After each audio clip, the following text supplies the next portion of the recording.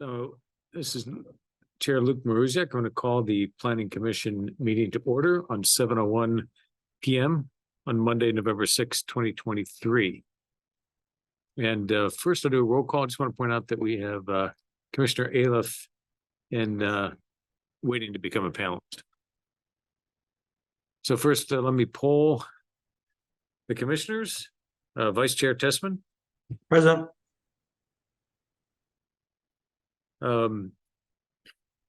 Commissioner Crone. Present. Commissioner Lambert.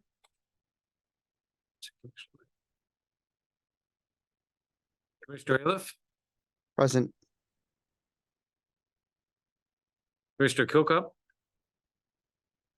Let's see. And Commissioner Smith. Don't see. And then I'm present as well, Commissioner Luke Maruziak.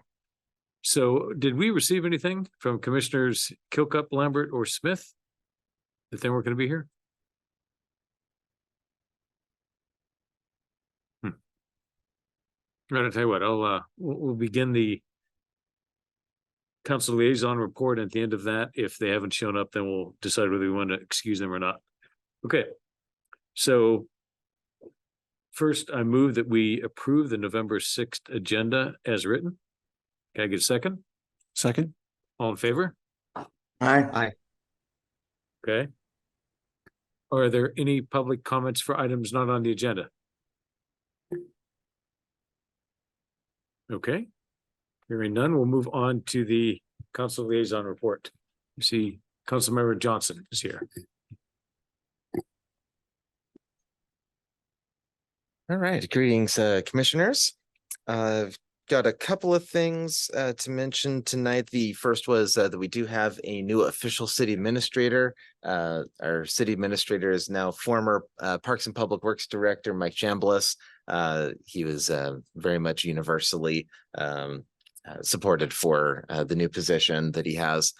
He's been just wonderful on staff, great to work with. I've worked with him on Parks and Public Works Committee, as well as in other contexts. So we're just very excited for that. The other thing that I wanted to mention was about the community center expansion, just that is moving forward very slowly. There are a lot of considerations right now. Where we're at is the city administration and the contractor have narrowed down the plan to 5 different options of various scales. And obviously various price points. They range anywhere from, I don't have the number right in front of me, but it's somewhere in the neighborhood of 22 million, something like that, for the cheapest option, which basically is just the 6 lanes and nothing else for the expansion. There are other options that are, say, 4 lanes, but all those different options where you're starting to get into smaller figures also come with huge costs, like that they're less useful for the high school, or you're missing out on other kinds of activities that are important for our community center, like a weight room, that sort of thing. So that said, there are other options that have a bunch of bells and whistles. Like there's the most expensive that includes not only a recreation pool, but a lazy river as well. I'm sorry, I'm not supposed to call it that. I'm supposed to call it a low velocity float pool or something. I don't know what the name is. Something like that. Did I get it? Current channel. There we go. Yes, a low velocity current channel. We'll go with that. And that is upwards of, I believe it's 27. Is that correct? Somewhere in that ballpark, 27 million. Okay, close to 28 million. Okay. So those are the options that are currently on the table. If I had to guess, I bet the council is more supportive of some over others, but it's still just a little bit early for us to make a decision on what exactly we want to go forward with. That said, there's the other end of it, which is, okay, well, how are we going to pay for it? We have somewhere between 15 and 19 million ish, depending on who's counting, in the bank, which is not enough. So we are going to likely need some other regional partners to help us get there. So basically right now it is in the hopes, but we do not have a plan right now that is actionable. Our best maximum price, is that the proper term? Best maximum?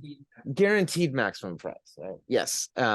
Guaranteed maximum price, I believe, is going to expire at the end of January. Is that correct? Doesn't expire. They will have it ready for us, but okay, so they'll have it ready for us at the end of January. Thank you. So at that point, we might be closer to some sort of a decision. But that said, there's a lot of skepticism about the funding that we do have on hand as to exactly what that is, and what exactly the final product would be, and if we could afford the final product that we would actually want to have and would be worth building. So big open questions right now, but I just wanted to update the Planning Commission that that's where that is, because I know it's of huge community interest. Good. Whether for or against. Yeah, definitely. Yeah. I'd be happy to take any questions, but those are the two things I wanted to let you folks know about. That was a pretty big ask. So I actually see a couple others have joined us. Commissioner Smith, present, Yep, sorry about that. and Commissioner Lambert. Yep, sorry as well. Okay. So let me just poll everybody here. Let me poll the folks in the room. Commissioner Crone, any questions? No, no questions for me. Thank you. Okay. Commissioner Aliff? Any questions? No, not at this time. Thank you. Okay. Commissioner Lambert? No. Commissioner Smith? Not at the moment. Thank you, though. Okay. You mentioned, so I have one, just you mentioned that it's moving slowly. Are there tentative milestones and decision points? And if so, when are they? Yeah, I would say that kind of the biggest one would be toward the end of January is when we would get the guaranteed maximum price. And at that point, there's a decent chance that we could have some sort of a vote. But that said, if the money isn't there, then we know how we could make a pretty good guess as to how that vote would go. I'll put it that way. So I think that's kind of the next big milestone. End of January. Okay. Yeah. Is there anything else, staff, that you mentioned in terms of I milestones? think after this week, we'll go Okay, up. excellent. Thank you. Why this week? Because of other election items? Right. Never mind. I think. Right, yes. There's that too. Okay. And by the way, the election is tomorrow, so whatever you're voting on and whomever and whatever, just make sure to vote. Yeah. Thank you. Okay. Thank you. All right. So we've updated the attendee list, and again, we had no indication from Commissioner Kilcup that she was going to be here. No? Okay. Who else is missing? Commissioner Kilcup. That's it? Yeah. Okay. As our first absence, I'll propose we excuse her this time and pick it up from there. Can I get a second? Second. All in favor? All right. Okay. All right, moving on. Actually, I want to amend something that I'd mentioned. I talked about approving the agenda as written. We actually would like to swap agenda items 3 and 4. The transportation element, we did an introduction on last meeting, and we haven't yet started the capital facilities. So I think for our best use of time would be to swap agenda items 3 and 4. Have the transportation item, then the capital facilities element. So I propose to amend the agenda. Can I get a second on that point? That makes sense? It does. Yeah, Second. second. Okay, all in favor? Aye. Aye. Okay, we're gonna amend the agenda. All right. At this point, I would like to move that we approve the minutes dated October 16th, 2023 as written. Can I get a second? Second. All in favor? Aye. Aye. Okay, minutes of October 16th, 2023 are approved as written. Any permit review or any permit or design review items that came up since the agenda was printed? No, Okay, at that point, we move on to agenda item number 2, mixed use final plan. right. So today, I could just give some brief introductions to that. We do have Jonathan Kessler, senior planner, here to do the intro. But I wanted to alert you that we have a revised memo associated with that introduction item, and we're prepared to hand that out. And I believe this is just a simpler version to help explain the information. So Jonathan did send this out via email and has hard copies for everyone to see right now. And then we'll get the packet material updated online as soon as Okay. possible. Okay, noted. All right, ready? So Jonathan Kessler, senior planner with City of Snoqualmie. Does that mean we need to amend the agenda to reflect the revised memo? The agenda item just No. says mixed use final plan. So Okay, good. we're noted good. there's an updated number.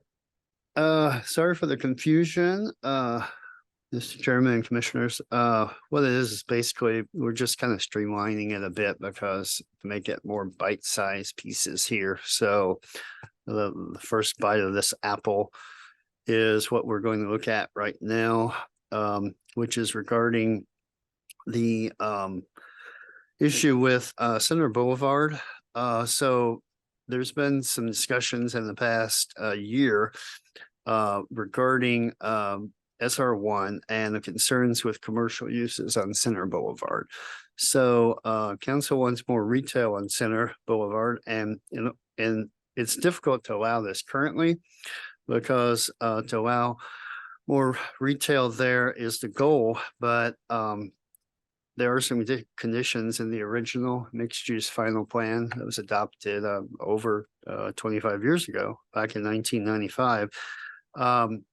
Over time, though, there were some waivers that were issued for non-retail uses on Center Boulevard, and the real emphasis in that area is for retail, not for non-retail uses. So after a review, the City Council Community Development Committee, this has been a few months back, did direct staff to consider a mixed-use final plan amendment to the Snoqualmie Municipal Code.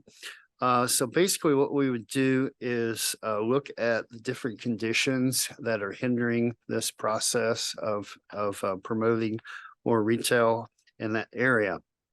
So to do that, we would look at the conditions in SR1 mixed use final plan and delete those that need to be deleted. I have identified on here, you can see from the table that we've identified condition 4 and 5 specifically. Then if you flip over, that is continuation of number 5, and then also number 143. So there were so many conditions that were put on this when it was adopted back in 1995. So there's also maybe some additional conditions to be changed as needed. So basically, we want to get to the point where we can bring forward as our next step, which should be early in the new year. We're just kind of putting this out for information now, that so you know that it's coming. Put forward early next year a staff report with the amendment pulled together, ready for Planning Commission to discuss and review and make a recommendation on. So as mentioned, it will specifically target those conditions that are in the table, and then any additional that can help facilitate this increase of retail in the on the Center Boulevard. Okay, And that is the first step, and there will be a couple of other steps coming, but we're kind of in the streamlining a little bit. I feel like the original memo had some good information, but it's like this is going to be a step-by-step process. So Does anybody have any questions? It makes us, let me just pull everybody. So just to summarize, we're bound by a 25-year-old agreement that we'd like to modify to give us some options on Center Street. And this is what's required to allow us to do that. Correct? Yes, Mr. Chairman, that's Okay. correct. And we're going through that process. So are there any questions from the planning commission? Go ahead and raise a hand. I'm looking at everybody. If there's any questions? Yes, I see one from Commissioner Tessman. Yes, thanks, Chair. It's, I don't know if it's a question or not, but my understanding is then we'll look at this next, we'll look at this in detail next planning commission meeting. And if that's accurate, that sounds good. I would say going into that, it'd be great to have some sort of understanding, some sort of like contextual numbers about, you know, how many prospective businesses we think have been negatively impacted by the existing mixed use regulations. Because I'm just kind of curious, like where on Center would where on Center are these like businesses prevented from being, you know what I mean? That's just unclear to me. So it's probably just a matter of, you know, getting some examples of things that could have been but weren't because of these. But I think that would be helpful for that next meeting, if that makes sense. Is it Community Development Director Arteche? Yeah, that's an excellent question, Commissioner Tessman. And I just wanted to reiterate the multi-pronged process here, because we're not ready to really dive into the Center Boulevard code amendments. We were only able to open up the mixed use final plan and eliminate the conditions in the mixed use final plan permit that are causing us or inhibiting us from moving forward with code amendments in the municipal code. So, and these code amendments in the municipal code are meant to help address future businesses as they may come and want to relocate on Center Boulevard. So we're just prepping ourselves for success in the future, and hoping that these changes, starting first with the mixed use final plan and then the subsequent Snoqualmie Municipal Code, will allow us to set the stage for the right mix of commercial on Center Boulevard. And it's been pretty unwieldy with all the conditions that were initially placed on there. Okay. Trying Okay. I mean, and maybe this will be part of staff's work or whatever, then it would be good to understand kind of the connection between what we'll see in the mixed use final plan and, you know, maybe reference to the existing code, kind of that outlining that connection or whatever, since this is the foundation for what will ultimately be code changes. But I appreciate that context. Okay, Councilmember Johnson? Thank you. Yeah, I just wanted to say that, yeah, I obviously don't want to name businesses or anything like that. But the broader problem has been that the way that things are set up right now is that there were ways that property owners were able to hold out and prevent retail from being able to come in to fill the spaces that were intended to be retail, increasing walkability and livability in that area. And as a result, they were able to essentially hold things out until they could get higher paying renters to fill those spaces that are less friendly to the kind of community atmosphere that was intended for Center. So that's kind of the general idea of where this is coming from. Okay. Yeah. I see Commissioner Aliff has his hand up. I guess it's just a request, but it's not a request from anything we've done differently any other time. But when we do get to the point of reviewing this, I'd love to see the red line in the existing agreement, just to make certain that we do that. I had a hard time going between the existing agreement and the changes that are proposed in there and figuring out where they were associated. Absolutely. The underlying strike through, correct? Yeah, that's what I'm talking about. You got it. Okay. And as a roll call note, I notice Commissioner Kilcup has joined us. Commissioner Kilcup? Yes, I apologize for being late. Okay. All right. We have a full house. Good. All right. Any other questions regarding the mixed use final plan memo that is attached? or handed out? And I would only just second the other two commissioners who Tessman and ALS for, I'd like to understand better and review this before we discuss further. yeah, makes sense. Okay, Thank you. thank you. At this point, we're going to go on to the transportation element agenda item, which we've already kicked off last meeting.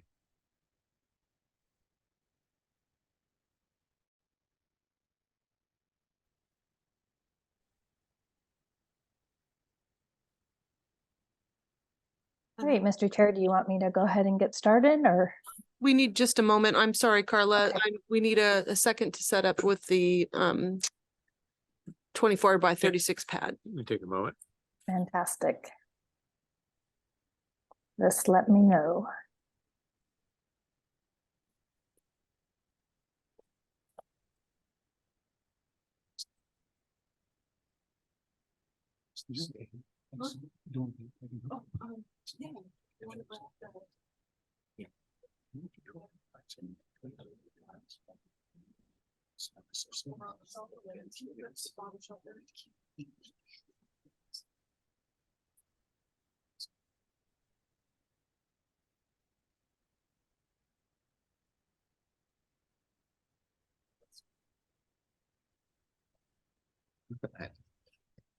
That's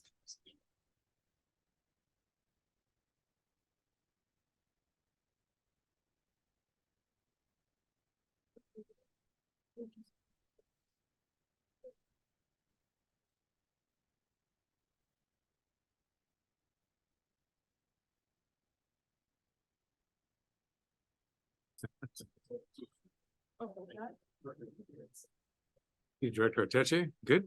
Yeah, we're good now. Thank you. All right. Okay, take it away.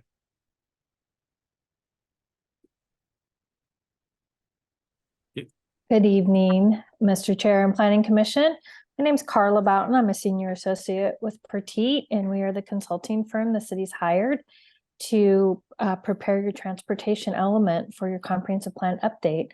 I'm happy to be here for our third meeting together. We met on October 2nd. I presented to the commission on October 2nd, kind of an introduction to transportation under the Growth Management Act and PSRC. And then at your October 16th meeting, we did the first set of transportation proposed policies. And then tonight we'll be finishing up those policies, have some proposed goals for your consideration and a few revisions from the October 16th meeting. So as with all your elements, your consultants are considering policies, removing any duplicative policies, combining them and consolidating to provide clarity, updating them as required either for Vision 2050 or the GMA or Growth Management Act, and any policies that are programmatic or regulatory are proposed to be or have been deleted and will be moved to the municipal code. So tonight's meeting will be focusing on two policy topics: travel demand management and environmental stewardship, planning, and then the second one's planning, design, and maintenance. And then I have proposed some overarching transportation goals for your consideration and discussion. Moving to travel demand and environmental stewardship. I guess, Mr. Chair, I'll turn it over to you. You prompt per policy. Would you like to do that again this meeting? I tell you what, go ahead and cover first couple bullets. And you've got a lot of information. So after the first two bullets, I'll pull everybody and see if there's any input. How about that? Okay. And we'll do this. Sounds great. So I'll do the first two bullets. So this is travel demand and environmental stewardship. So first policy, collaborate with Metro and other organizations to improve service and increase transit ridership within the city, between Snoqualmie regional destinations and adjacent communities. The next policy is also another collaborative policy, collaborate with Snoqualmie Valley School District to develop and implement demand management strategies to reduce traffic and parking problems around schools. Okay. Let me just do a quick poll. Any comments? Commissioner Tessman, No, Chair, thanks. Commissioner Aliff, None, thank you. Mr. Kilcup, Yeah, Commissioner Crone, Just wanted to say thank you for incorporating the school element in bullet number 2. good. Commissioner Lambert, Nope. Commissioner Smith, Not yet. Thank you, though. okay, let's keep rolling. Okay. You want me to go ahead and do the next 2 as well? Do the next two. Okay. Consider additional opportunities for the installation of electric vehicle recharge and alternate fuel refueling stations to actively encourage and promote the use of electric and alternatively fueled vehicles. Okay, do the second one. Support public education on the social and environmental impacts of travel choice to encourage the use of alternatives to single occupancy travel. Okay, let me do another poll. Vice Chair Tessman, Nothing, thank you. Commissioner Aliff, Nothing, thank you. Commissioner Kilcup, no comments. Commissioner Crone, No comment. Thank you. Commissioner Lambert, No comment. Commissioner Smith, No, I think this looks good, especially on alternative fuel and EV. It's hard to predict what that technology is going to look like as we get decades into the future. So I think it's written so it's nice and open-ended. okay. I did have one question on bullet number 3 and maybe it's not appropriate to put in here, but I think one of the goals we have is to leverage whatever the state and county offer in terms of incentives for electric vehicle charging. Does that make sense? Yes. Sure. Puget Sound Energy actually has a program that we're engaged on right now to do pole mounted chargers, and they will actually provide and install where we can request where we want them, but up to 4 initially charging stations around the city. Good. And we're going to take advantage of that. Good. Yeah, I mean, my thought is there's a lot of incentives and even green money, grants or whatever to encourage this. I don't know if it's okay to incorporate in here, but if we could, it might make sense to incorporate that we use all those as tools to make this happen. Yeah, and there's new grant money coming down the line on climate change too, that could be used possibly for projects. And technology is changing. Right now they're talking about wireless charging stations for cars. Just don't stand between it, but yeah, okay. Is there With get the zapped? buckle, yeah. Next. Okay. Next slide. To cover all 3 bullets, and then I'll pull everybody. Fantastic. Engage with regional sustainability organizations to promote eco-friendly transportation initiatives. Explore the feasibility of establishing mobility hubs at suitable locations in the city to facilitate use of mass transit and carpooling accessibility. And seek to improve air quality and reduce greenhouse gas emissions. Employ and encourage strategies to reduce vehicle use, promote single occupant vehicle alternatives, and improve the transportation system's operating efficiency. Okay, good. Again, I'll go the round robin. Vice Chair Tessman, No, looks great. Thank you. Commissioner Aliff, Nothing, thank you so much. Commissioner Kilcup, Nothing for me. Mr. Crone, Nothing for me. Mr. Lambert, Nothing for me. Mr. Smith. Nope, I like it. From my standpoint, I like it as well. I just want to ask on mobility hubs. What would one of those look like? So they can look like a lot of things. So the principle behind a mobility hub is to group services around mobility functions. So that a lot of times it includes providing services, so placing them where there's services available. So when people want to use mass transit, for instance, you would group rideshare vehicles, bicycling or bicycle facilities, electric scooters or scooter rentals, along with restaurants, convenience stores and the like, so that you provide a play space that provides multiple services grouped around mobility.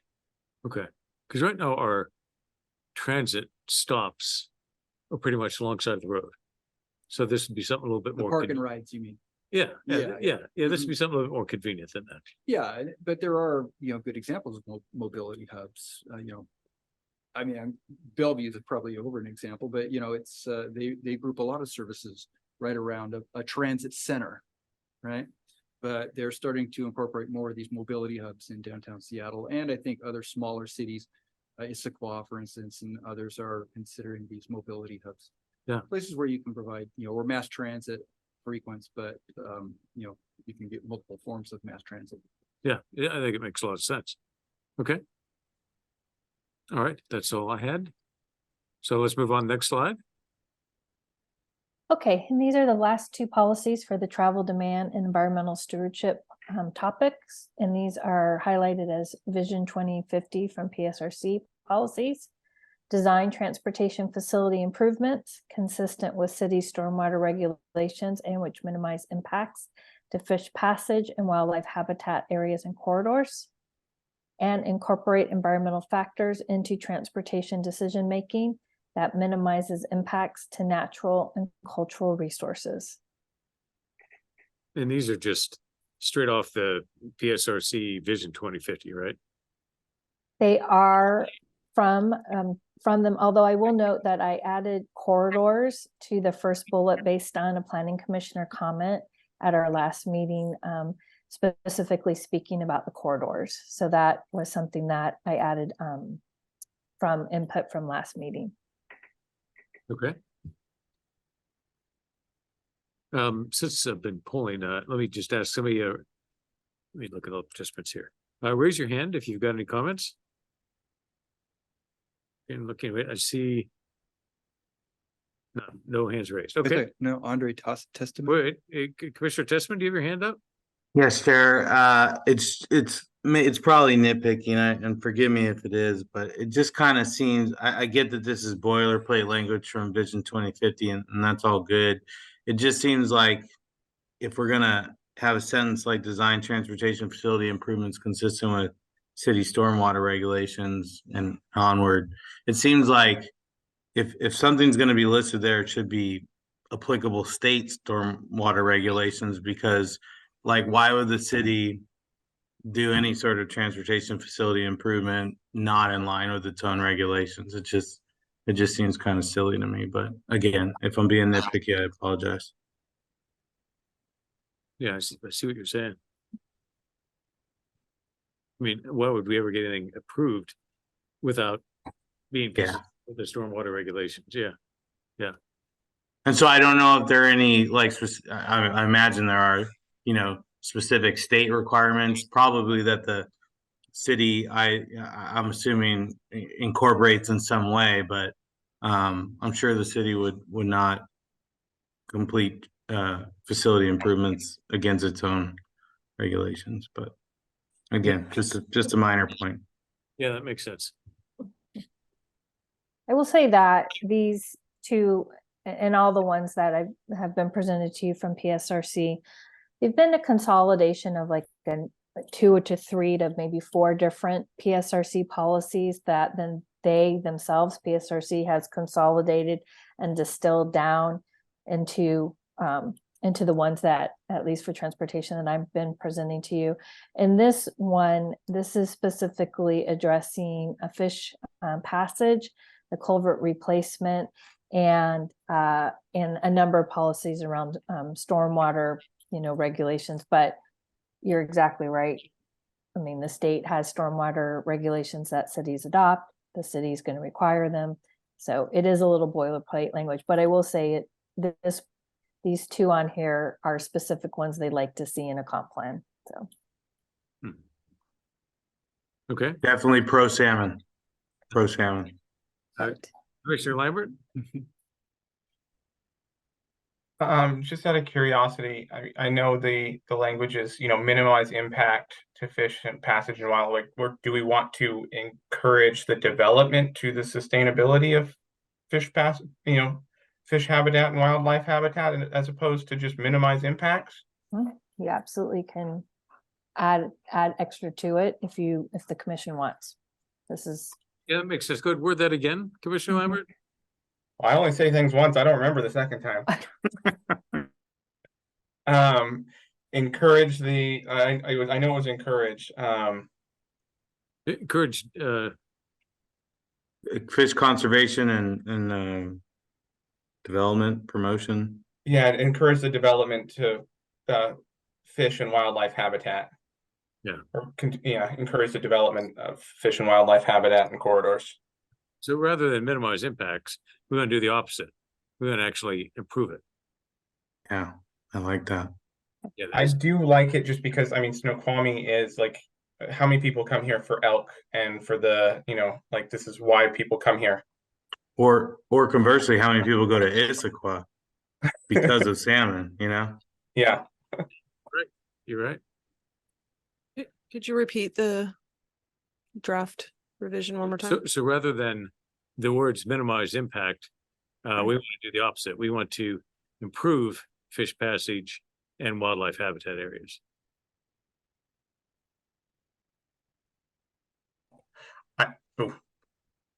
I said encourage development to fish and wildlife habitat. Encourage development. Yeah, tomato. I don't think it matters. Yeah.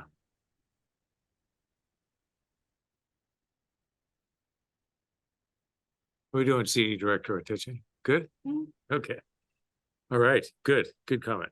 Yeah, anybody else with a comment? Oops, anybody? Next slide. Okay, next slide. great. All right, so moving to our last topic, planning, design, and maintenance.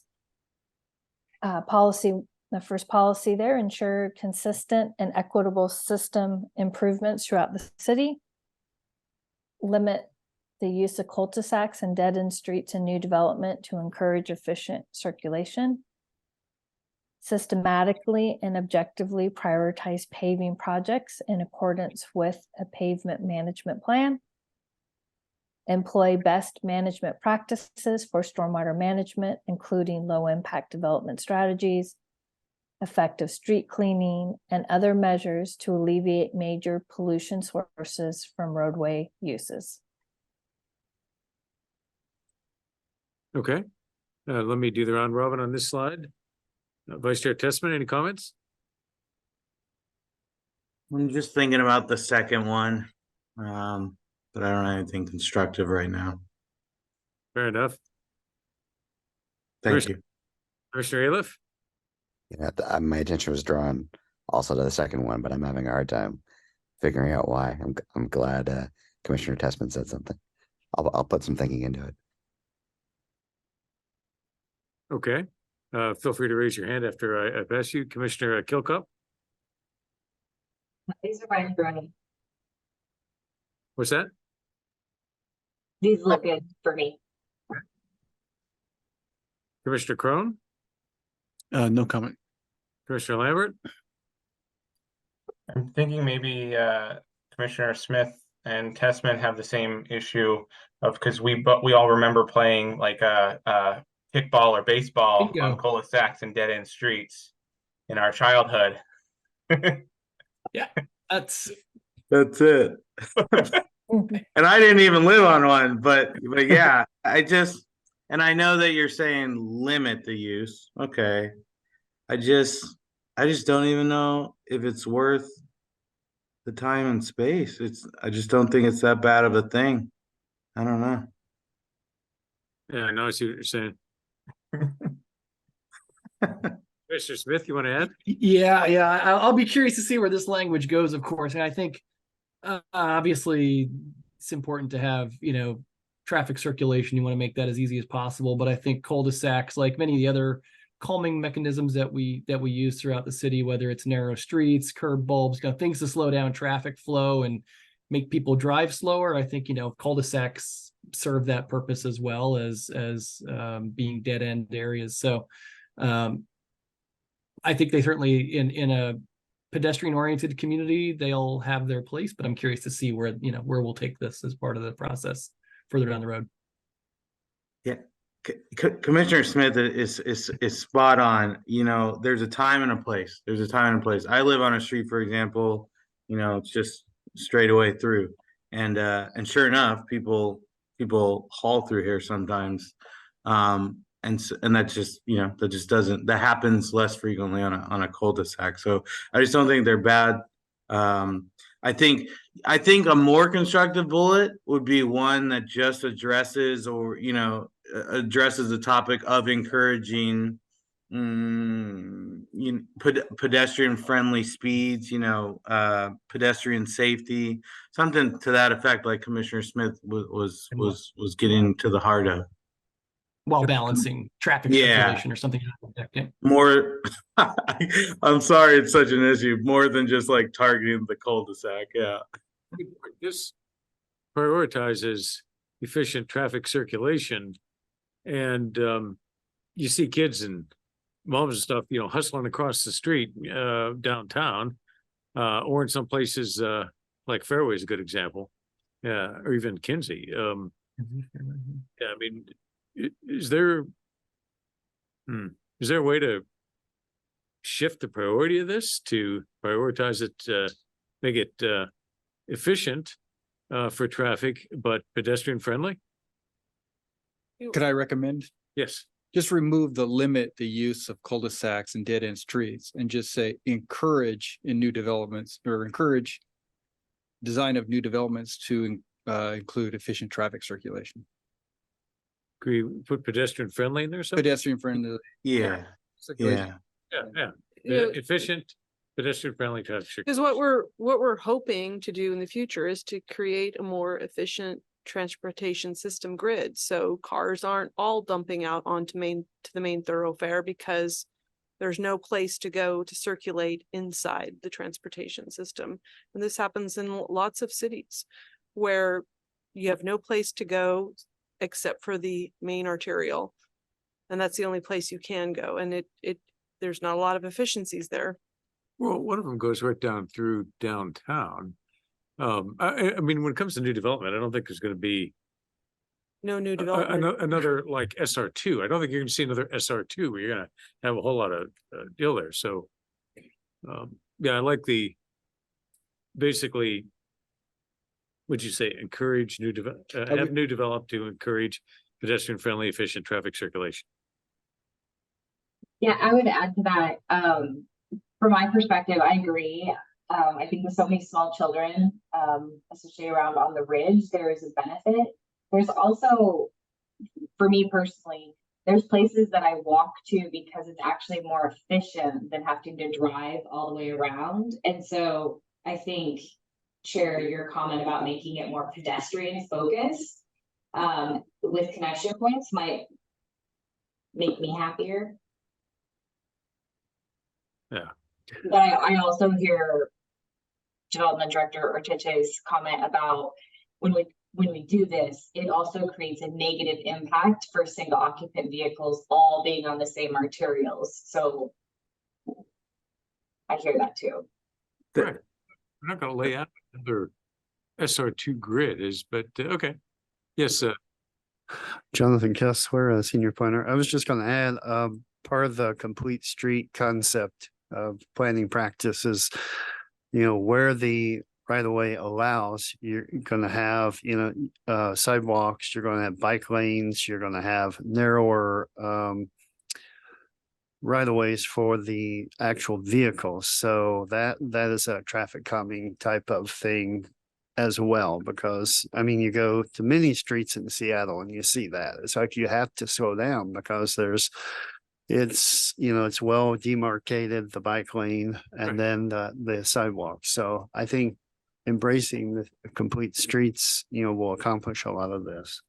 Okay. And I really think it should be, it may be in another part of this section. I won't second guess our consultant on that. Okay. All right. I see two more hands up. Commissioner Aliff, I haven't talked to you in a while. Actually, Commissioner Testman had his hand raised first, so. I just hadn't lowered it. I'm sorry. Oh, no Thanks, worries. Commissioner Hill. Okay. Appreciate it.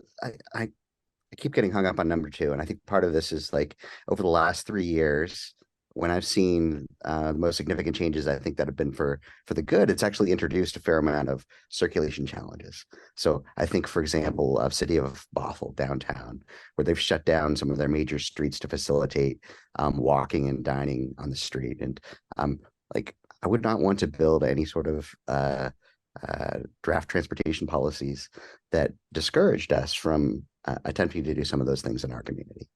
That's part of where I get hung up on number 2. Yeah. I second Commissioner Ayla. I mean, just a thought experiment. Imagine Center as pedestrian only, bollards on both ends, and making that, that's just pie in the sky, but I think he's spot on.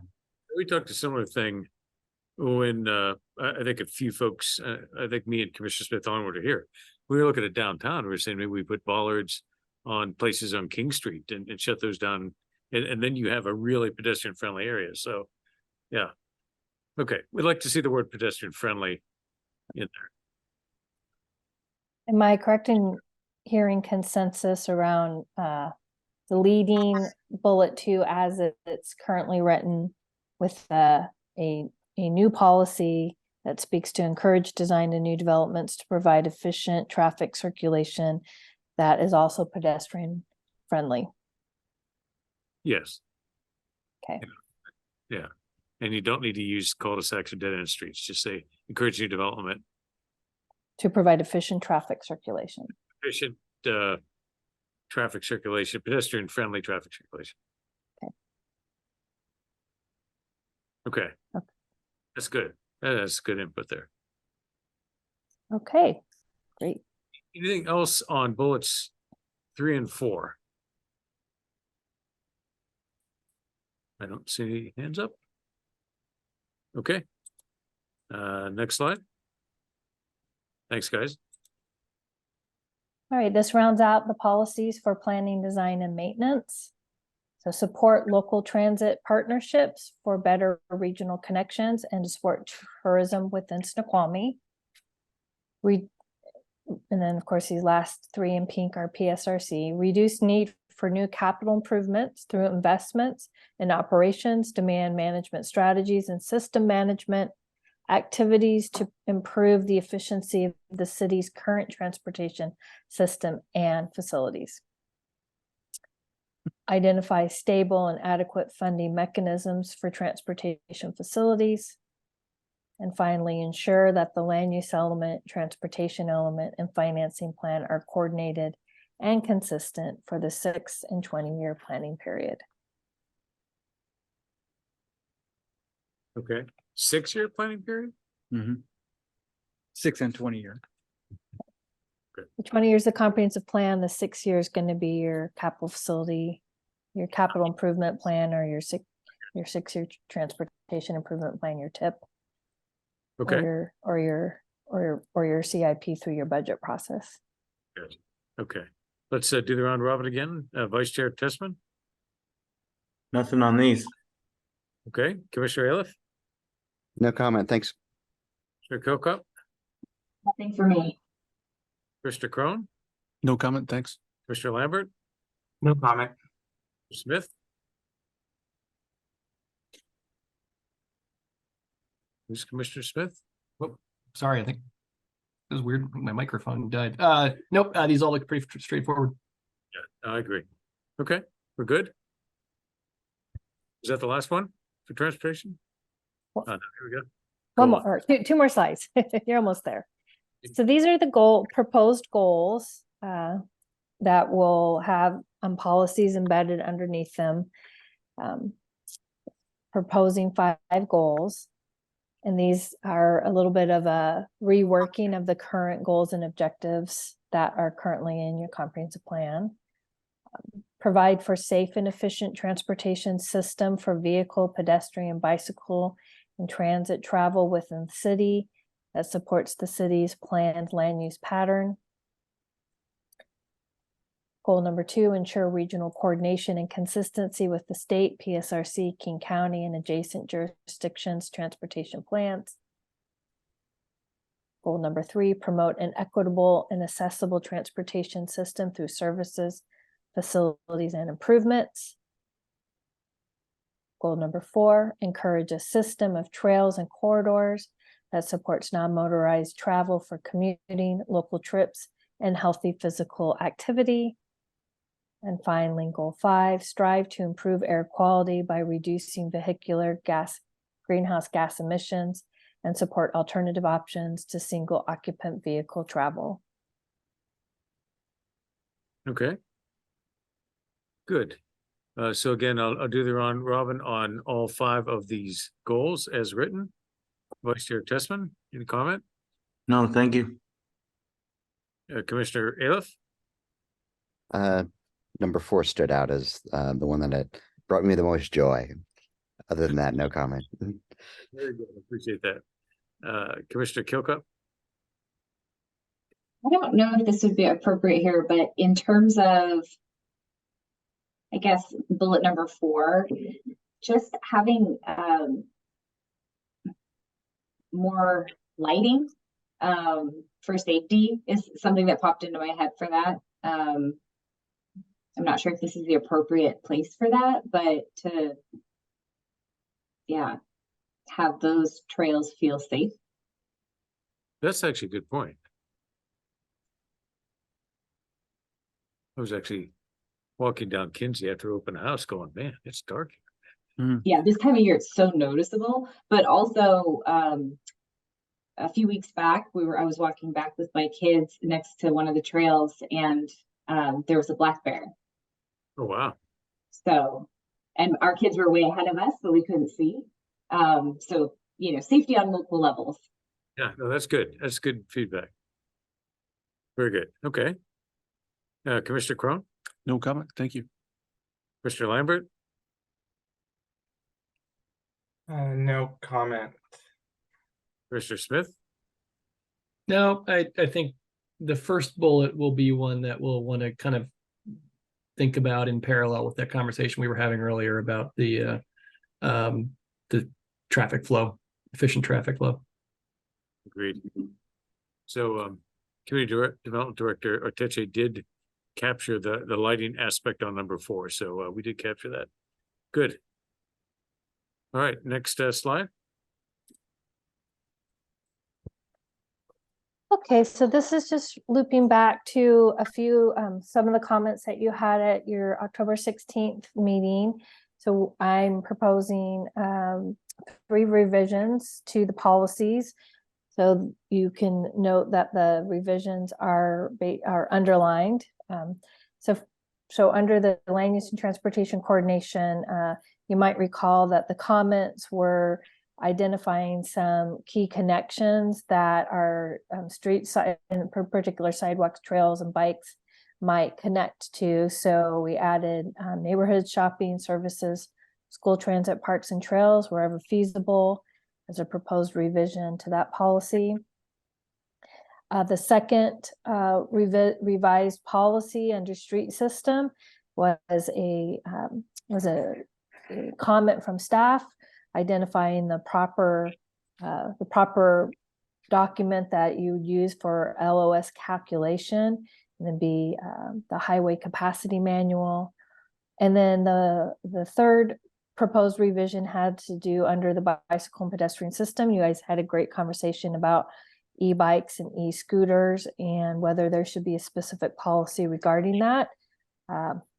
So I proposed a specific policy. Of course, it's up to you whether you want to include something that specific regarding them, but the policy does speak to your concern about safety and potential conflicts between the different users on a shared use path or a sidewalk. Good. Was there bullet 3 ends with. Was there something else after that? Yeah, so the policy, it looks like it's got cut off. It says evaluate the use of e-bikes and e-scooters on city sidewalks, trails, and parks, considering safety and potential conflicts with pedestrians and other users. Okay.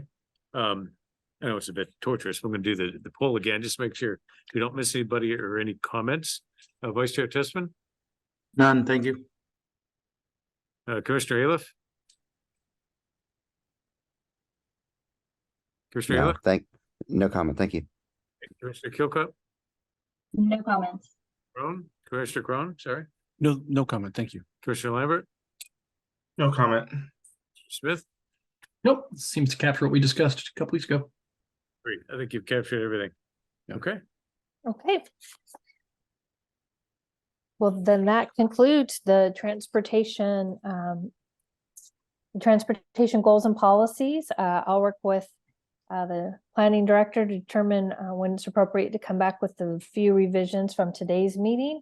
And then we will be able to present probably first quarter 2024, some of our results of our traffic counts and travel demand model.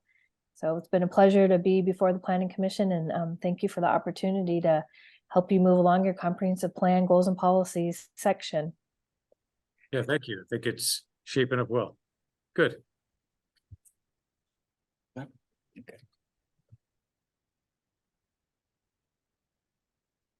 Now we move to the next agenda item, which is capital facilities element introduction, right? Yeah, so this evening we have one of our newest or our last set of consultant team. I don't know if that sounds right. We have one of the last sets of consultant teams, or the last, I should say. FCS is here, and Martin Chow is going to be presenting the introduction to the capital facilities element. Martin, are you ready? Yes, I am. Perfect. Can you want can me you to hear me okay, Emily? Yes. Do you want me to bring up the slide projection? Oh, that would be awesome. Thank you.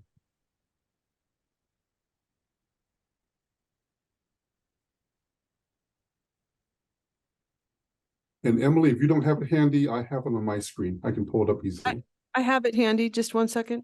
Okay.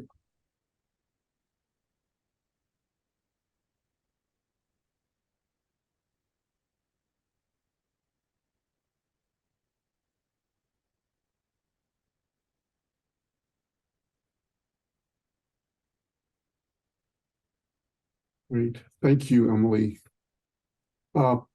Commissioners, thank you for having FCS Group present tonight. For the record, Martin Shaw, Senior Project Manager with FCS Group.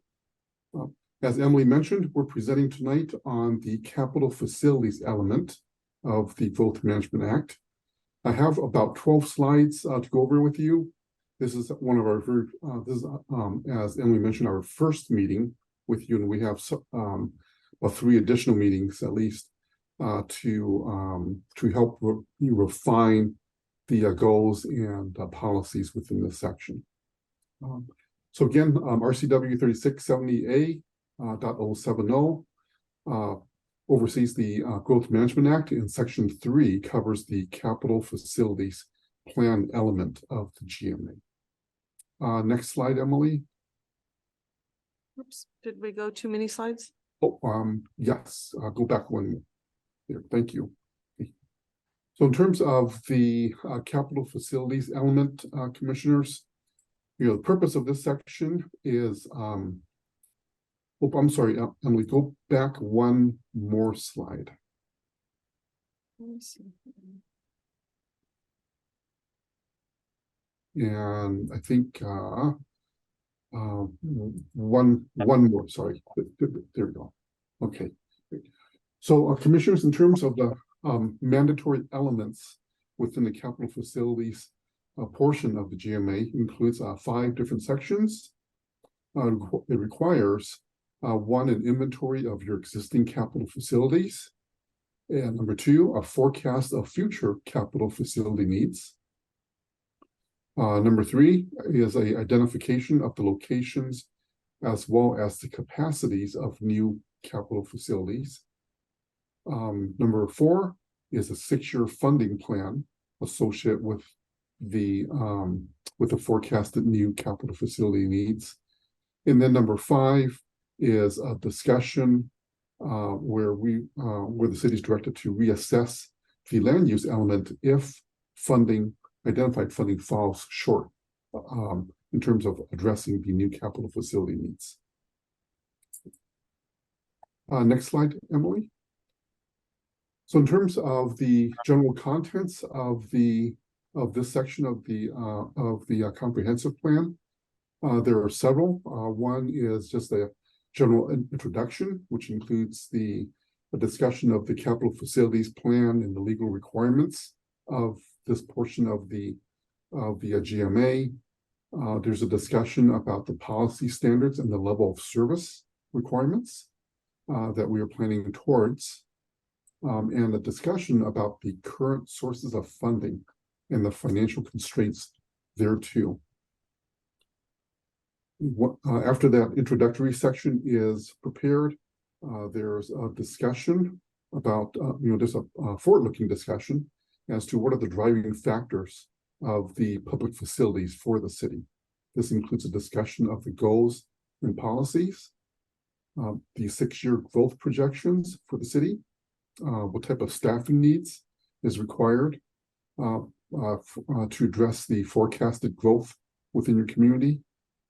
And then the next section would be a discussion of the capital facilities inventory. That is what's on the ground today, both in terms of general city facilities, which includes general city assets such as buildings, other assets such as cemetery. Would also include discussion of your utility facilities.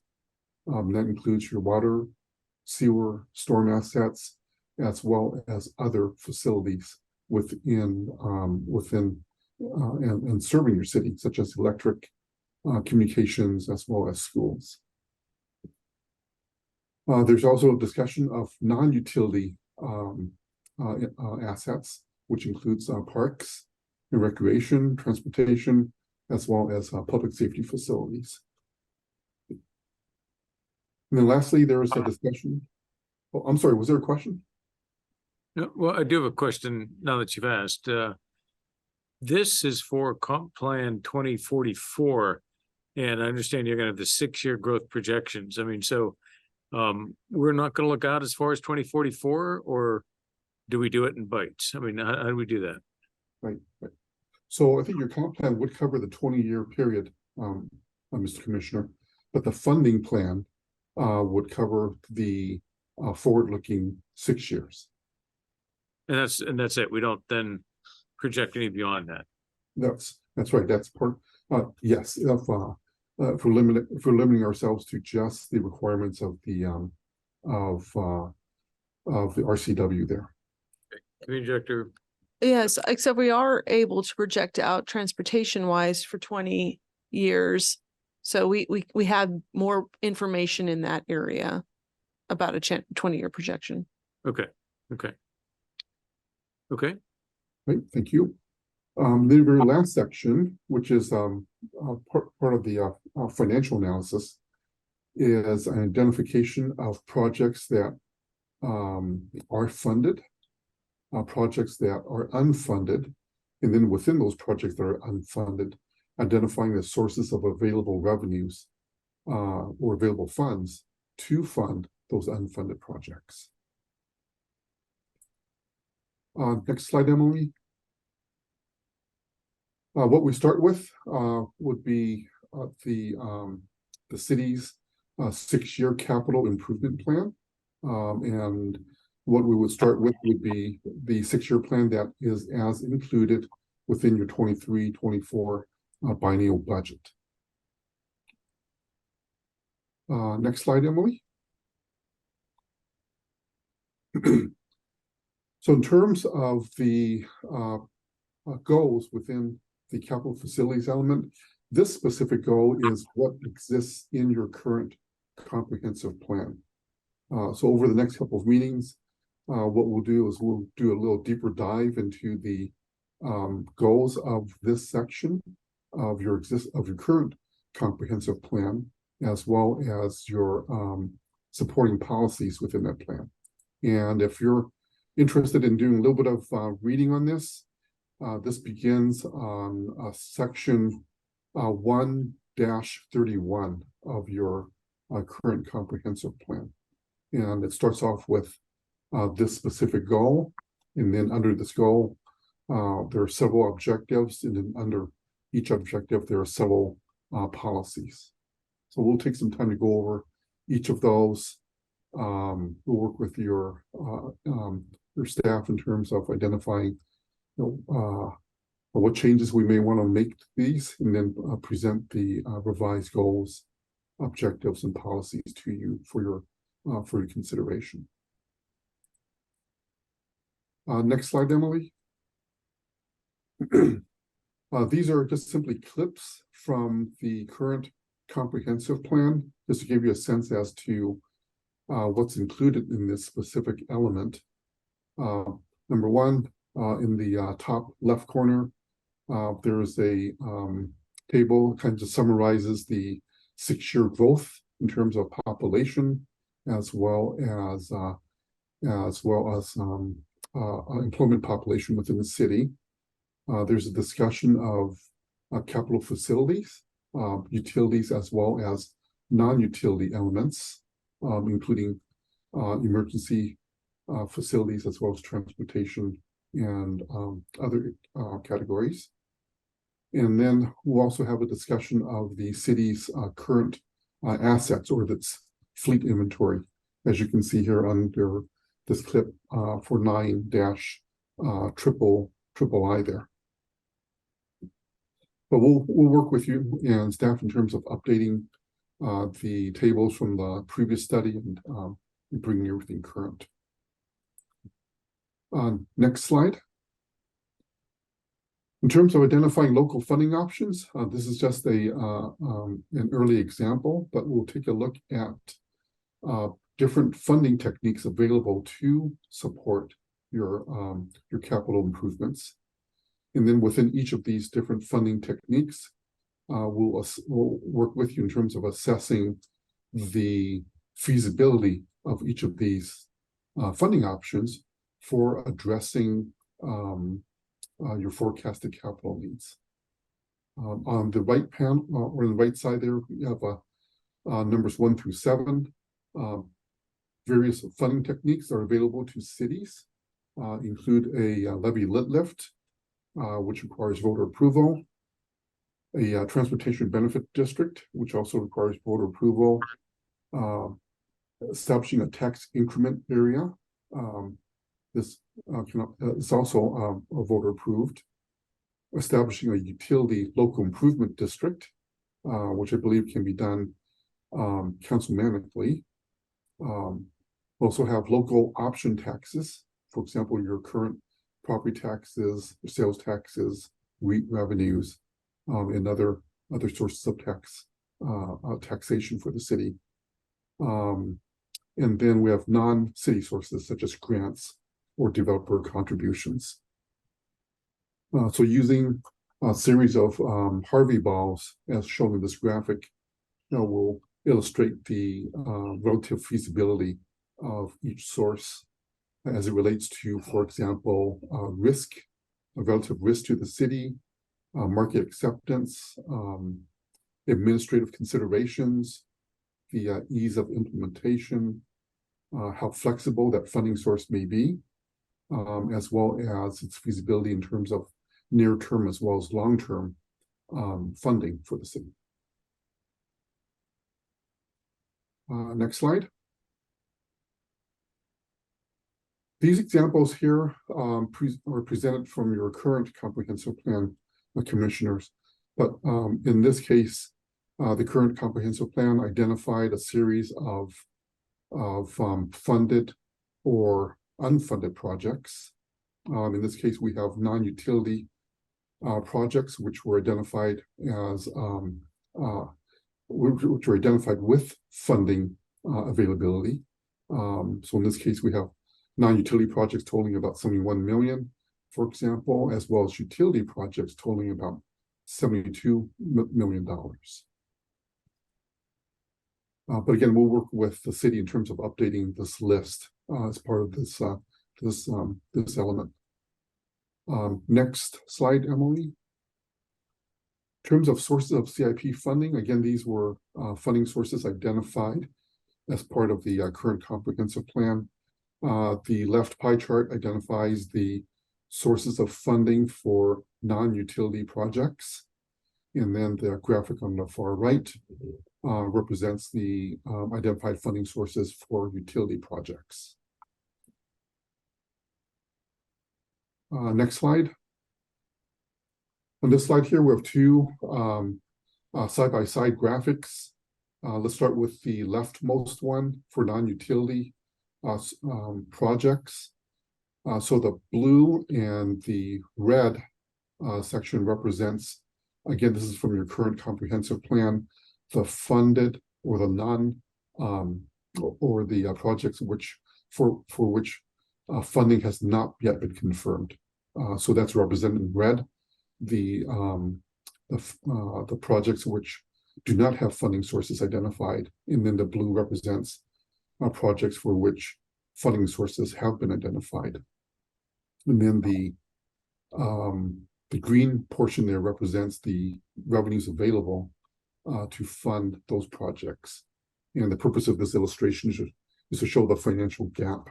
So in this case, the need here is to try to find funding for roughly $17 million worth of projects. On the right panel, utility projects, this is set up in a similar fashion, whereas the identified utility projects with a source of funding confirmed is worth about $72 million and about $3 million of projects for which funding has yet to be identified. And then in terms of available source of funding, primarily from utility service fees, that, as you can see, is more than sufficient to cover, at least in the current comprehensive plan, the identified utility projects. But again, these are examples from the current comprehensive plan, and we'll work with the city in terms of identifying what gap, if any, you may have for non-utility as well as utility projects. Next slide, Emily. So over the next several months, commissioners, we'll be doing several things. Number one is to review the land use scenarios, the transportation analysis, for example, that was just completed by Petit, as well as reviewing any other background documents. We'll work with the city in terms of identifying growth assumptions, as well as long-term facility needs, compiling the overall existing as well as future capital facility needs and its associated costs, confirming the growth assumptions as well as level of service standards, and then identifying the funding options available to the city. And that includes identifying any remaining capacities within your current portfolio of revenues, as well as any remaining revenue options that the city may not have tapped into yet. Then next slide, Emily. This is our last slide. In terms of a timeline, obviously we're going through the overview tonight for the capital facilities element. Over the next 2 meetings in December, we'll work with you in terms of reviewing, refining, and finalizing the goals and policies that would go into this particular element. And then during the first quarter of next year, we'll take all that information, your direction, and then we'll begin crafting the draft capital facilities element for your consideration. So that concludes our presentation. Do you have any questions for me? A question that might be obvious. What is the normal depreciation schedule for a capital purchase? It, Yeah, utility or something. yeah, it depends upon the asset, Commissioner. But for example, in some architects that we've worked with, building facilities will last anywhere between 25 to maybe 50 years.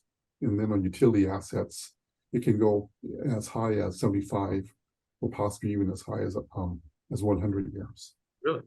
Okay. Okay, But- like, are lift stations that we currently have, I think they're probably in the order of 15, 20 years old. How much is left on those depreciation schedule? I'd have to take a look at your asset schedule, Commissioner, and see where we're at on those. But generally, what I've seen is that those, well, if your city has a detailed asset management plan, certain parts of that lift station could have longer lifespans than other parts. So, Right. for example, the mechanics versus the pumps and the electronics, et cetera, may have a different life cycles. Well, that's kind of my follow-up question is, there should be ongoing maintenance and upgrades to the previously purchased or future purchased capital. And is that included in this plan? And if so, I didn't notice it there. Yeah, I think that would be included in terms of the existing capital facilities and including an assessment of what's on the ground now, Commissioner. Okay. Okay. Any comments on the introduction from commissioners? I'm looking, I don't see any hands up. Thank you. Any comment? Okay. I think that's a good introduction. I'll chew on that a bit. Good. Thank you. Okay, at this point, gee, no questions. I'm going to move on to the next agenda item, items of planning commissioner interest. So I'm going to do the round robin, which I do just to make sure that nobody is missed and everybody's got an opportunity to talk. So again, stall a little bit for you guys to get your thoughts on that. But Vice Chair Testman, any items of planning commissioner interest?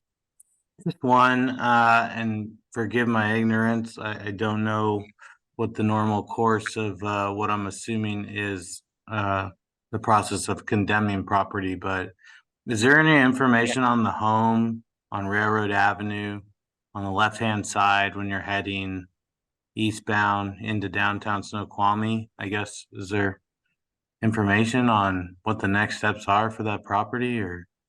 Yeah, it's in the process of being closed, in closing. So city has it under contract. Okay. And just like high level summary, what it becomes the property of the city at that point, and then it enters, that starts a new process where the city then has to find a buyer or something. I imagine I should just double check. Are you talking about the boarded up home? Yes. Yeah, we're not reselling it. Oh, okay. So that whole land then will become the city's? Correct. Okay. Thank you. Okay. Good. Commissioner Aliff? This may actually be a question for King County, so please excuse me if I'm mistaken, but I recall on Saturday that the traffic light on Swenson and the Parkway had failed entirely, as in it wasn't flashing red at all, and people were going through it at 50 miles an hour plus, which I thought was a bit of a safety concern, given it was dark and wet. I'm just kind of curious. I know the traffic lights aren't supposed to fail in that way. And so I'm just wondering if there's a follow-up action from that event. Jeff, are you able to answer that? There was a.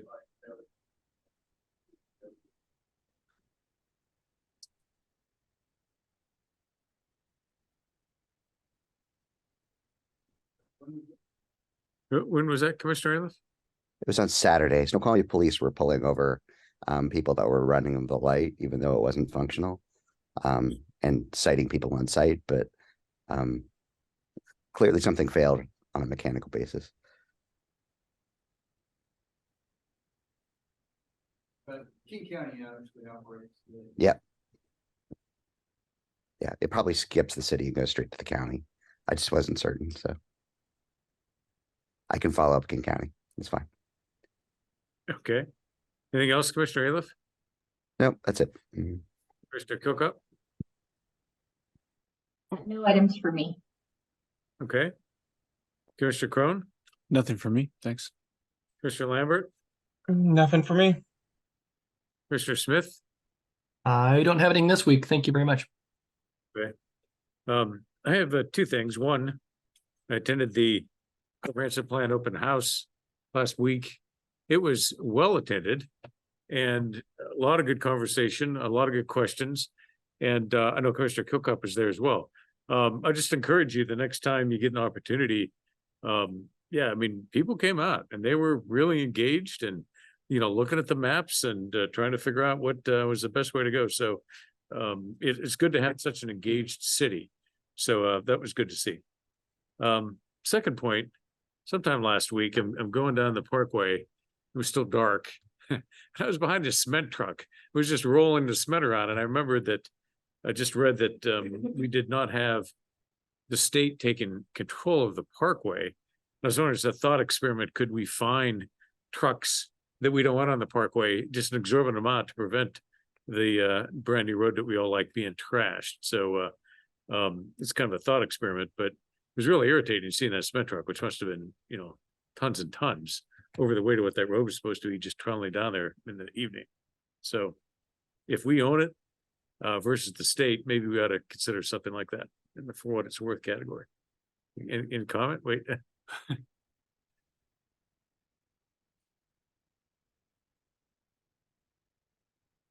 There's a fair bit of background on this. So before we got funding for the parkway, our council, several of our council members had made, and mayor, had made multiple communications with our state legislature about getting funding to repave the parkway. Part of what they agreed to, now none of this is in writing, but these were verbal commitments, was that we could get the funding, the $5 million, which the state gave us as an appropriation. They gave us $5 million to repave the parkway. But some of the conditions that they placed on it were that we would not toll the parkway. Ah, okay. All right. Okay. And we would not change the truck routes. So luckily for us, the state gave us the $5 million. We got to repave the parkway. The pavement is actually, it lasted for over 20 years, which is pretty good. That's pretty good design. The design life on most pavements is something short of 20 years. So we were overdue to replace that pavement just because of age and weathering. And so we got a full life out of that pavement. And when we ground the roadway down, we found that the subgrade was in excellent condition, so that we put a new wear course on it, 3 inches of new asphalt, that we should be good to go for another 20 years. That's good to know. And that was paid by the state, and it is anticipated that we will be able to handle the amount of traffic that we'll be putting on it. Now, the route jurisdictional transfer, which we applied to with the state, that was also a condition of the legislators, was that we would apply to the Washington State Transportation Commission to transfer the parkway to the state as part of SR 18. So we did that. We applied to the state.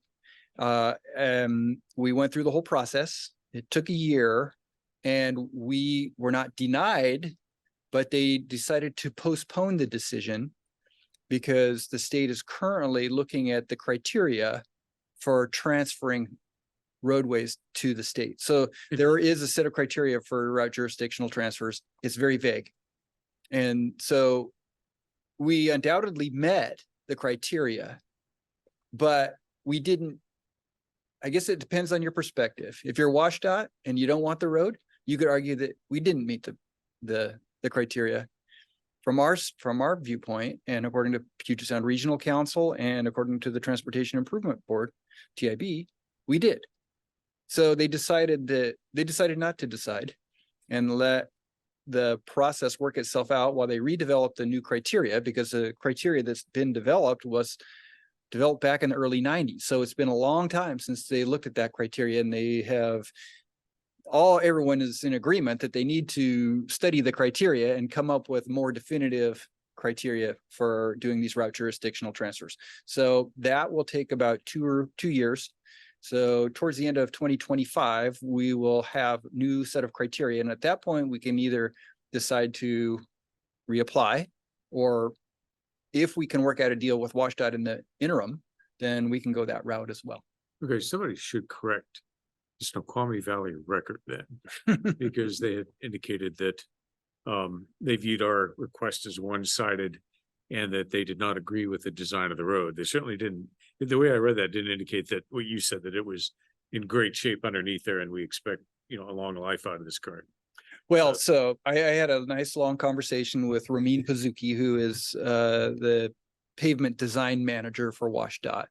And he fully acknowledged that none of their roads meet the current design criteria. So, Okay. So what they have now for design, if you look at how pavement design used to be done, they followed an old process, which is kind of based on a different type of analysis. So they have new types of pavement now, and they have a new means to calculate or to do the analysis for pavement design based on, they call equivalent single axle loads and all these other things, right? So that the process has changed. The pavement designs have changed as well. So the way pavements are applied, it's not just 6 inches of 1.5 inches minus topped with crushed surfacing top course topped with asphalt anymore. It's multiple layers. Well, our roadway was designed based on the old set of criteria, or the old system of design. And so the new system of design would probably develop a different pavement section than what we used. But that doesn't really change the fact that none of WashDOT state highways meet that. Okay. Right. So, and WashDOT conveniently did not mention that when they talked to our friends over here at the Valley Record. Interesting. Okay. Yeah. Well, I appreciate the clarification. That helps a lot. Mm-hmm.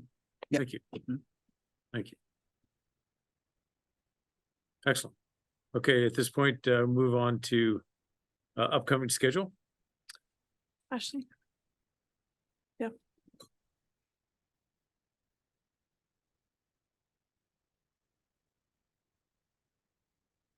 Are you going to share screen? Yeah, I can. I just need to pull it up real quick.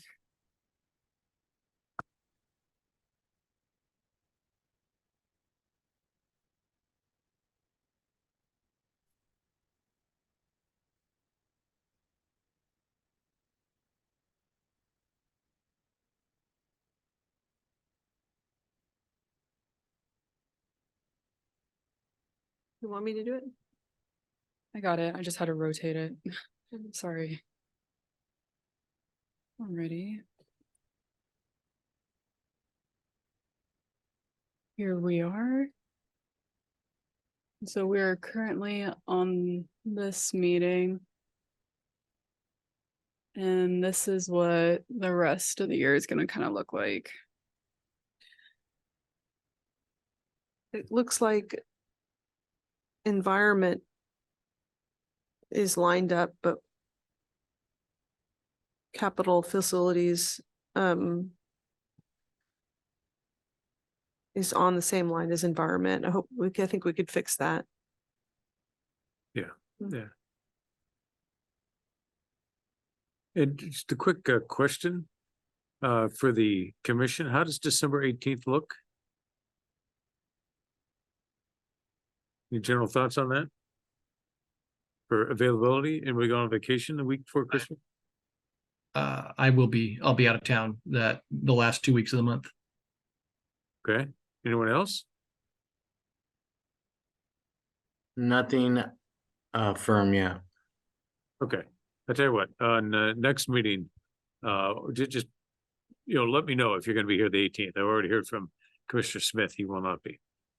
Okay, Something else to keep in mind is also the 20th is the week of Thanksgiving. I don't know if that is also impactful to anyone's schedule. If it is, feel free to email me just so we can keep attendance in mind. right. Yeah, that works for me. It's the Monday before Thanksgiving, but again, maybe it's problematic. Yeah, any issue for that one, our next meeting? No, people shaking their head, no, okay. No, we should be okay for the 20th, looks like. Okay, good. Participants, is any hands up? Also for the 18th, if people do end up getting plans for that, also just let me know for that one. Okay. Will do. Alrighty, thank you. Okay. And somewhere, I mentioned this last time, and somewhere in the December, it probably makes sense to look at the chair and vice chair position. So we may do that on December 4th. So again, be thinking about that. Okay, work program. Want to come up with a work- Do you want to look at that, or? If you want to.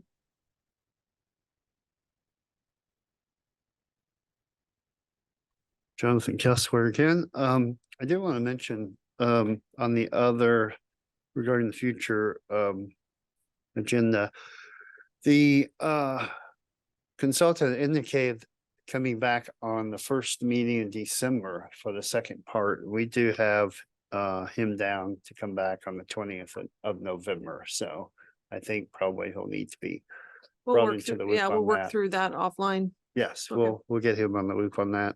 So we'll definitely have agenda item for that date. But looking ahead, as we wrap up the year, we mentioned, of course, the comp plan update, as we're continuing into 2024. Of course, with that, the mixed use final plan amendment, which is beginning now and then continuing into the first quarter of 2024.